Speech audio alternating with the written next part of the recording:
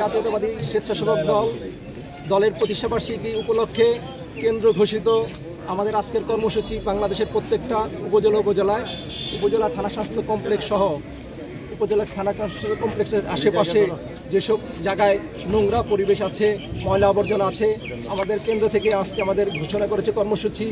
আমরা পরিষ্কার পরিচ্ছন্নতা করব, তারপরে আমরা বিভিন্ন জায়গায় ডাস্টবিন স্থাপন করব, তারপরে বিভিন্ন জায়গায় আমরা বৃক্ষরোপণ করব, তারপরে মশা নিধন করব। এটা আমাদের কেন্দ্রের কর্মসূচি।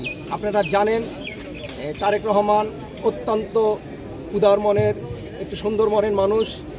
তার মনটা যেমন সুন্দর, সেও চায় যে প্রত্যেকটা বাংলাদেশের আনাচে কানাচে বাংলাদেশের পরিবেশটা যেন অত্যন্ত সুন্দর থাকে। সে বাংলাদেশের জনগণকে অত্যন্ত ভালোবাসে।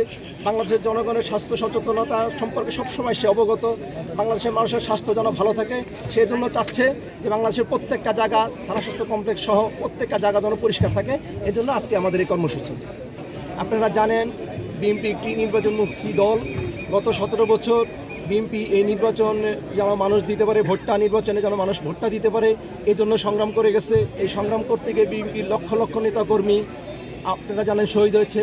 আপনারা জানেন আমাদের আশুলিয়া থানা স্বেচ্ছাসেবক দলের আশুলিয়া থানার অধীনস্থ ধামসোনা ইউনিয়ন স্বেচ্ছাসেবক দলের সাধারণ সম্পাদক মামুন বিপ্লব, সে 5 তারিখে এই স্বৈরাচারী হাসিনার লেলিয়ে দেওয়া সন্ত্রাসী বাহিনীর গুলিতে নিহত হয়েছে।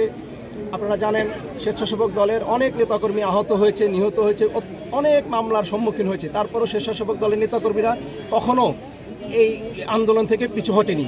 আপনারা জানেন সামনে নির্বাচন, এই নির্বাচনে বিএনপির যেহেতু সহযোগী সংগঠন আমরা অবশ্যই আমাদের একটি গুরুত্বপূর্ণ ভূমিকা থাকবে। আমাদের দল থেকে যেই নির্দেশনা আসবে আমরা সেই নির্দেশনা অক্ষরে অক্ষরে পালন করব।